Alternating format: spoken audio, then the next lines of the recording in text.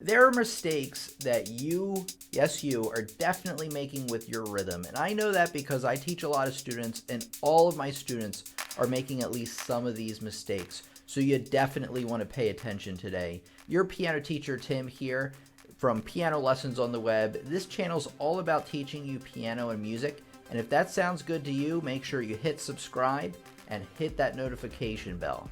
The first mistake I find that all students make is that they fudge difficult rhythms that they don't know. So instead of looking up that dotted quarter eighth rhythm, they're just going to wing it and kind of guess. And you don't want to do that. I did that for years because, even as you learn piano for a long time, there are going to be rhythms that you're not familiar with or that you haven't really played before. So make sure you look them up. Make sure you really count them out so you can figure out how exactly you're going to play them. The second mistake that all my students make and you're making with your rhythm is you are not planning out your attack points. Now, what do I mean by this? Well, think about it this way. So say you have a measure of 4/4 and you have a note right in the beginning of the measure. It's very obvious how to count the first note that happens. You just hit 1 and hit it right on the beat. It's always how long, where you're going to make the mistake is how long you're going to be holding the note and when to move or when to attack on the next note. Let me show you exactly what I mean by this. Okay, so here we have a simple rhythm, and what I mean by attack points is that it's very obvious that that hits on beat 1. So the question really is, how long do you hold it for? And we're aiming to attack right here. That's our attack point because that's actually the next note you're going to move on. So once you're able to get that, you're probably going to get the rest of the rhythm right. So this is how we plan out our attack points. So you first of all have to subdivide out the rhythms by doing 1 and 2 and 3 and 4 and what I would do is just not even playing the notes, just count out 1 and 2 and 3 and 4 and really even like that. Now if you know, actually this actually is going to happen on, what am I thinking, 1 and 2 and 3 and 4. Now I got it. Okay, so you should probably know, this was actually part of point 1, that the dotted quarter note gets 1.5 beats. So our attack point is right here on and. So when you count it out now, what I want you to do, the second part of this, is just count it out like you did before, 1 and 2 and 3 and 4 and. But when you're counting it, I want you to put an accent on that and, which is your attack point. So think about it, 1 and 2 and 3 and 4 and 1 and 2 and 3 and 4 and. So notice how I accented that and there, focusing on our attack point. Now, going back to us playing this, you're obviously going to hit beat 1 here, 1 and 2 and 3 and 4 and, like that. You can also, if you have trouble like getting the next quarter notes, you can also just plan attack points here, and then when you count it out again, just accent those as well, or emphasize those. So 1 and 2 and 3 and 4 and. So by doing the attack points, you're really focusing in on when you're going to be moving off of a note, which is where a lot of students, and myself included, go wrong. Let's do another example because this part is really important. Okay, so now we do not have a note on beat 1, so it's not as obvious. So what we need to do is we actually need to plan out an attack point right off the bat because we have to make sure that we're counting that the eighth rest there for the correct amount. So you should know that an eighth rest gets half of a beat. So obviously the rest will hit on beat 1. That's easy. So our point of attack is going to be right here. This is the first note that we're going to play. So 1, and this only takes up the first half of 1. So and is going to be right here. And if you don't know about this counting stuff, I'll link you to some stuff later on in the lesson. But anyway, our attack point is right here. That's what we're really shooting for. 1 and. 1 and. You want to accent that in your mind. And then I would plan another attack point right here. For 2, this is going to hold over for 2 and 3.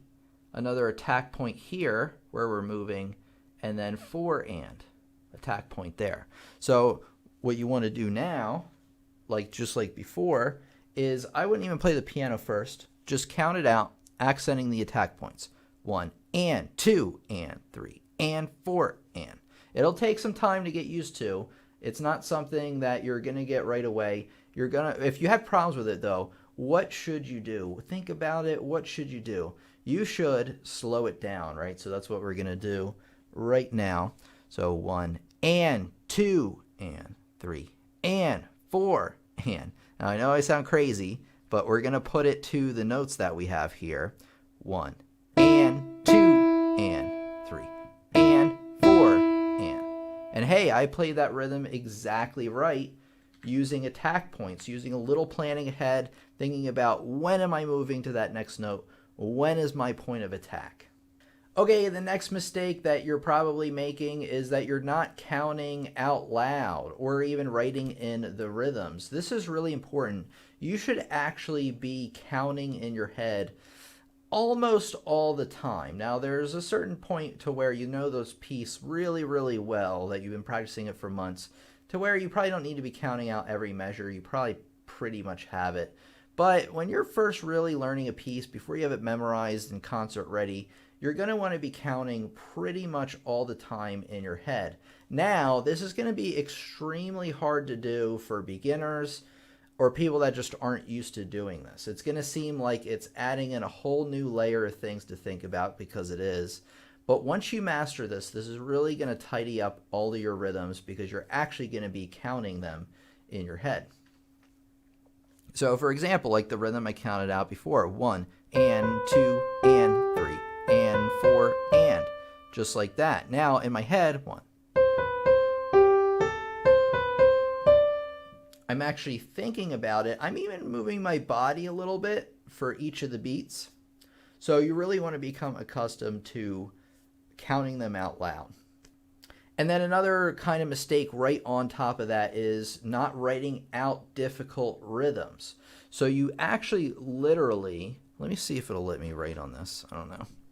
Okay, so you also want to be writing out difficult rhythms. So first of all, like with part 1, if you don't understand what any of these are, all of this, oops, you're going to want to look these up. Like if you don't know what a dotted eighth note is or how long to hold that, you need to look all this stuff up so you really understand the fundamentals. But anyway, you want to chart out, now I'm already kind of good at this,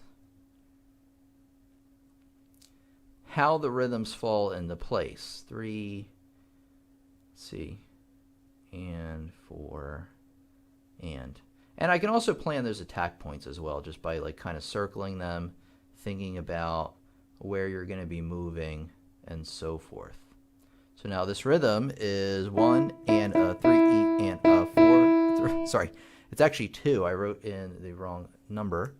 1 and a 2 and a 3 and 4 and, just like that. So by writing them out, it really helped me plan out that rhythm. It's kind of a difficult rhythm, but it was made easier because I charted it out. So that's another thing you definitely want to do. The next mistake you're making is never playing with the metronome. Well, what is a metronome? Well, a metronome is a device. It might even be programmed in your keyboard, but you can get them on smartphones pretty easy. Just in the App Store, just type in metronome. I think there's a bunch of free ones. And what a metronome does is, if you've probably seen an old school one, it's that thing that swings back and forth and clicks. And what that's supposed to do is that's supposed to help keep your beat really, really steady. Because what tends to happen is as we're playing a piece, and we get further and further into it, and especially if we're not counting,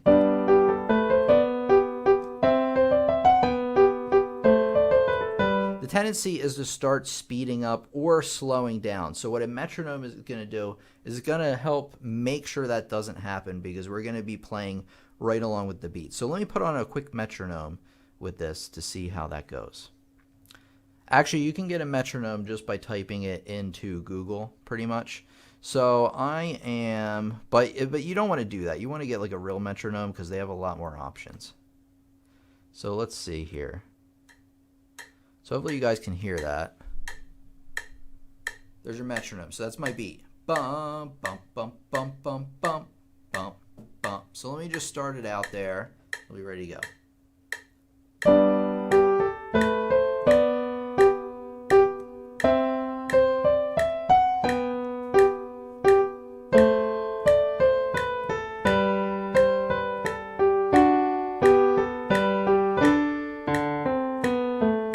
So you get the idea. It really helped me keep my